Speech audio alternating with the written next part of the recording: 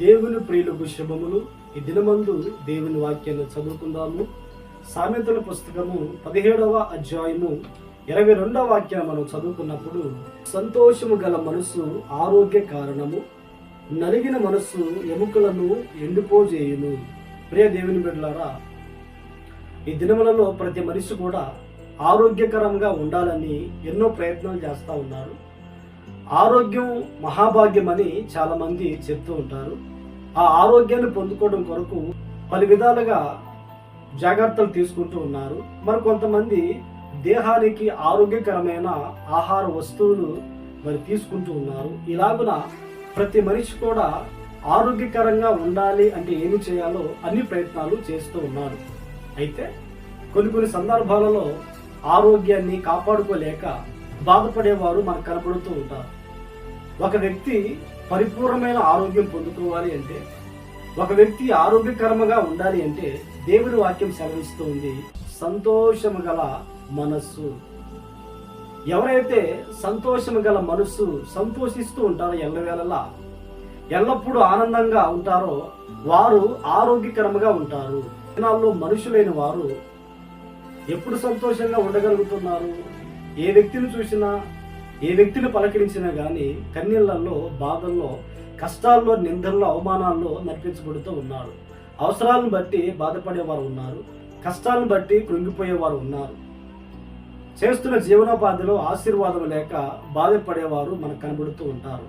కుటుంబ సమస్యలను బట్టి బాధపడేవారు ఉంటారు. బయట పోరాటాలు, లోపల పోరాటాలు, అనేక సమస్యలను బట్టి అనేక మంది కృంగిపోతూ బాధపడుతూ ఉన్నారు. ఇలాగున మనిషి సమస్యలను బట్టి సంతోషాన్ని దూరమైపోయి, సంతోషాన్ని కోల్పోయి, ఆరోగ్యాన్ని పోగొట్టుకుంటూ ఉన్నారు.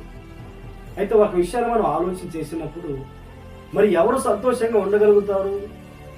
భారం మోసుకొని పోతున్న సమస్త జనులారా, మీరు నా ఎద్దుకు రండి, నేను మీకు విశ్రాంతి కలిగిస్తాను అని ప్రభు చెప్పారు కదా. ఈ మాటలు వింటున్న నీవు ఏ కారణాన్ని బట్టి కృంగిపోయి బాధపడుతూ సంతోషాన్ని దూరం చేసుకుని ఉన్నావో, నీ భారమంతా, నీ బాధంతా దేవుని మీద వేయగలిగితే, ఆయనకి అప్పగించగలిగితే, ఆయన నీ భారాన్ని తొలగించి నువ్వు సంతోషంగా సమాధానంగా జీవించినట్లుగా ప్రభు చేస్తాడు. బైబిల్ గ్రంథములో అపోస్తులు యేసుక్రీస్తుని గురించి ప్రకటిస్తూ ఉండగా, ఆ నామాను గురించి ప్రకటించకూడదు అని ఆ దినాల్లో ఉన్న కొంతమంది వ్యక్తులు బెదిరించి చెరసాల వేసి కొట్టినప్పుడు, యేసు ప్రభుని వెంబడిస్తున్న శిష్యులు ఆయన నామమును బట్టి అవన్నీ భరించుటకు యోగ్యులమని, పాత్రులమని ఎంచుకొని సంతోషించినట్లుగా లేఖనాలు మనం గమనిస్తూ ఉన్నాము. కనుక ఈ మాట వింటున్న నీవు నీ బ్రతుకు దినముల నుంచి ఆరోగ్యకరంగా ఉండాలి అంటే, నీ కలుగుతున్న ప్రతి బాధ దేవుని మీద మోపి నువ్వు సంతోషంగా జీవించగలిగితే దేవుడు నీకు ఆరోగ్యము అనుగ్రహించునుగాక. ప్రార్థన.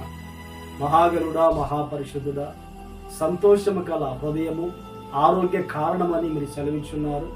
ఈ మాటలు విన్న ప్రతి వారిని కూడా, మేమందరమును కూడా మాకు కలుగుతున్న ప్రతి బాధ, అవమానాలు, కష్టాల్లో నీ మీద విశ్వాసం ఉంచి సమస్యలన్నీ నీకు అప్పగించి మా ఆత్మీయ జీవితంలో, కుటుంబ జీవితంలో సంతోషంగా ముందు కొనసాగుటకు సహాయం చేయించినందుకు స్తోత్రాలు చెల్లిస్తూ ఉన్నాం.